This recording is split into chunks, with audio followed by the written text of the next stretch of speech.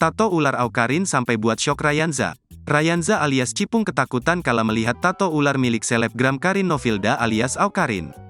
Ekspresi takut tersebut terekam kala Ryanza bersama Nagita Slavina menemui Awkarin. Melansir Instagram @naringkovilda, Jumat, tanggal 12 Mei tahun 2023, Ryanza kelihatan takut saat melihat lengan Awkarin yang penuh dengan tato. Ryanza tampak mengangguk takut saat ditanya Gigi soal ketakutannya dengan tato yang memenuhi lengan Awkarin. Mulanya Ryanza tampak mengoceh ketika Awkarin menunjukkan telapak tangannya. Ryanza bahkan hampir melakukan tos dengan Awkarin sebagaimana disuruh oleh Gigi. Gigi kemudian menunjukkan sebuah tato yang ada di pergelangan tangan Awkarin kepada Ryanza. Belum sempat dijawab oleh Ryanza, Awkarin yang mengenakan baju pink berlengan panjang langsung menyingsingkannya. Membukanya sampai bagian lengan, Awkarin santai menunjukkan tatonya yang memenuhi lengan dan bagian bawah siku tangan kepada Ryanza dan Gigi.